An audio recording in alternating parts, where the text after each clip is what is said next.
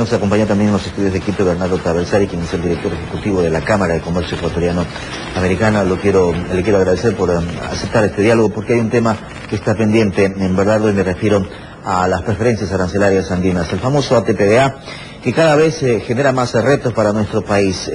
¿Lo ve así? ¿Cuál es la perspectiva frente a una situación que Ecuador trata en lo posible de seguir manteniendo? Buenos días. Muy buenos días, Javier. Bienvenido. Muchísimas gracias por la invitación. Bienvenido. Efectivamente, de cara al segundo semestre de este año y de cara al vencimiento de las preferencias arancelarias andinas para el próximo 31 de diciembre del 2009, se presenta una coyuntura mucho más compleja que las que hemos vivido en ocasiones anteriores para buscar una nueva y más amplia extensión del programa de preferencias. ¿Por qué dice eso usted, Bernardo? Decimos porque existen varios factores y variables adicionales que se están presentando ahorita en el entorno. Por un lado, temas relacionados con la propia política comercial del gobierno de los Estados Unidos, temas relacionados inclusive con el clima de inversiones, el tema de política comercial con Ecuador, temas inclusive que tienen que ver relacionados con la lucha contra el narcotráfico aquí en el Ecuador, y también una dinámica a nivel regional mucho más compleja de la que hemos vivido anteriormente. Y me explico.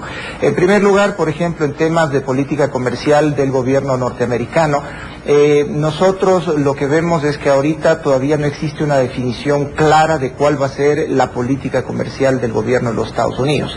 En la visita reciente que hicimos en el mes de junio a Estados Unidos, nosotros tuvimos la oportunidad de entrevistarnos con algunos nuevos miembros del equipo del presidente Barack Obama en el Departamento de Comercio y Departamento de Estado, con miembros del Consejo Nacional de Seguridad, y uno de los temas recurrentes que enfrentamos fue el hecho de que nos dijeron: no tenemos todavía con claridad unos lineamientos sobre cuál va a ser la política comercial de los Estados Unidos.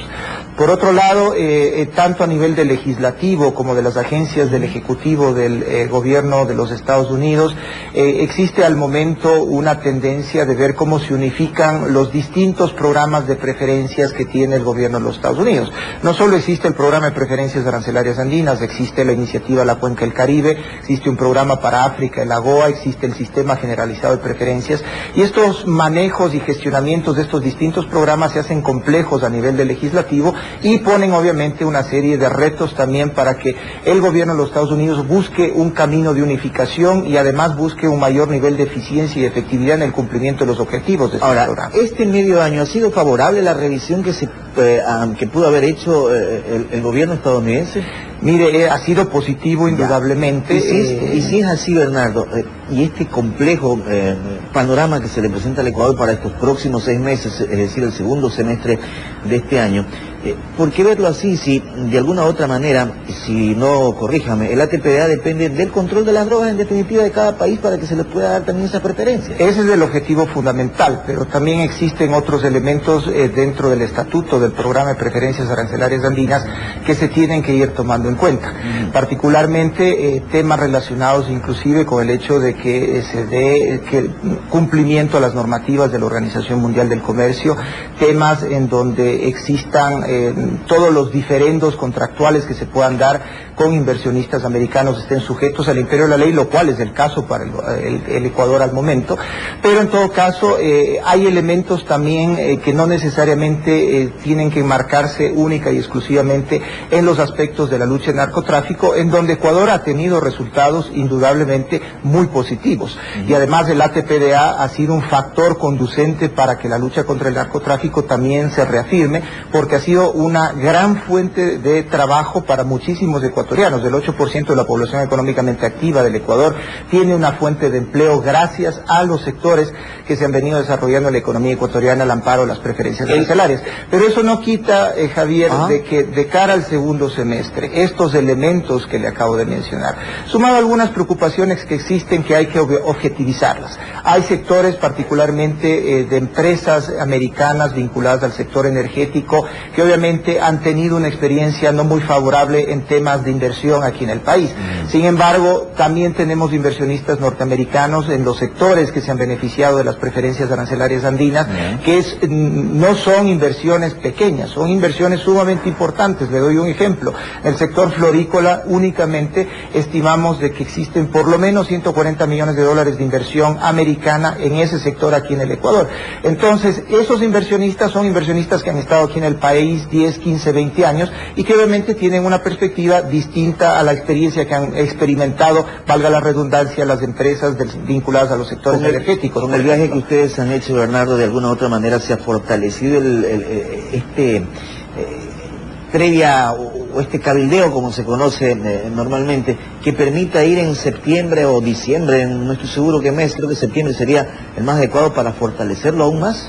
Definitivamente el periodo entre septiembre y diciembre va a ser el crítico este año. Nosotros hemos buscado siempre trabajar en un ejercicio inclusive de concertación público-privada, de coordinar acciones con las autoridades del gobierno aquí del Ecuador y buscar fundamentalmente la perspectiva de inversionistas americanos acá, porque es indudable de que el conversar entre americanos, por ejemplo, ciudadanos americanos que han invertido aquí, que conversen con las autoridades del legislativo, del ejecutivo allá en Estados Unidos, es fundamental para que se puedan ir objetivizando ciertas percepciones, porque hay que decirlo claramente, lamentablemente la imagen de Ecuador no goza de la mayor popularidad en los actuales momentos en Estados Unidos. De hecho, basta ver usted el reciente editorial que se presentó en el Washington Times. Entonces, sí. Esos son los retos que hay que vencer, es decir, aquí nosotros estamos buscando analizar los hechos de la manera más objetiva, más equilibrada, pero no podemos soslayar tampoco de que las complejidades existen, de que tenemos que vencer percepciones muy negativas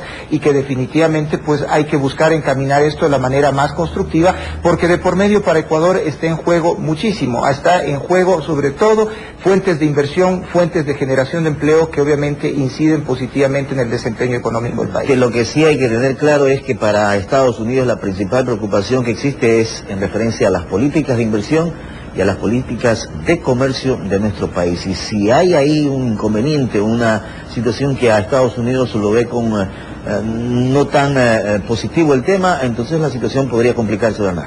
Bueno, va a poner retos adicionales, como nosotros decimos, no nos gusta presentar tampoco la situación como una situación de que está en riesgo, sino que hay que gestionar, como todo en la vida, hay situaciones que ameritan un enfoque mucho más decidido, y en esta ocasión, dado eso, tenemos que nosotros obviamente trabajar con mucho más enfoque, con mucha más coordinación, tanto las autoridades públicas como el sector privado, y de hecho nosotros estamos empeñados en eso. Valga la pena también señalar, Javier, que a nivel regional la dinámica también ha cambiado. Existe, por ejemplo, legislación en Estados Unidos que quiere promulgar la incorporación de Paraguay al programa de preferencias arancelarias andinas. Bolivia ahorita no ha sido reinsertada al programa de preferencias arancelarias andinas, justamente por lo que usted mencionó, el tema del narcotráfico. Ha sido fundamental e incidente la adhesión hacia Bolivia, el hecho de que se considera que Bolivia ha perdido su compromiso en la lucha contra el narcotráfico.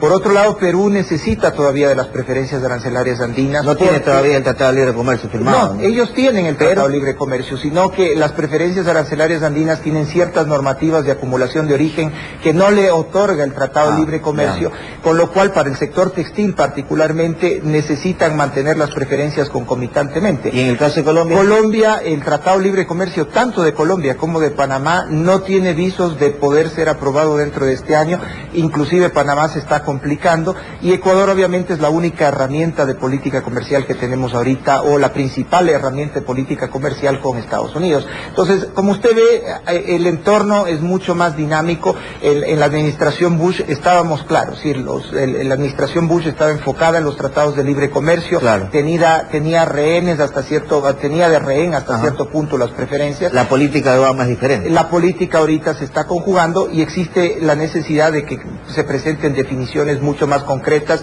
en los aspectos de política comercial, inclusive el gobierno americano en los próximos meses, y eso se espera en el mes de septiembre, un discurso que haga el presidente Barack Obama en Pittsburgh, Virginia, con ocasión de la reunión del G20. Gracias, Bernardo, por habernos acompañado, habernos ampliado un poco más de estas gestiones y de este lobbying que hay que hacer de alguna u otra manera para buscar seguir con estas preferencias arancelarias que se otorga por parte de Estados Unidos o los países que van en la lucha contra el narcotráfico y con otras políticas que son las adecuadas para una relación comercial que sea coherente. Gracias, Bernardo. Muchas gracias, Javier. Gracias al director ejecutivo de la Cámara de Comercio Ecuatoriano-Americano, Bernardo.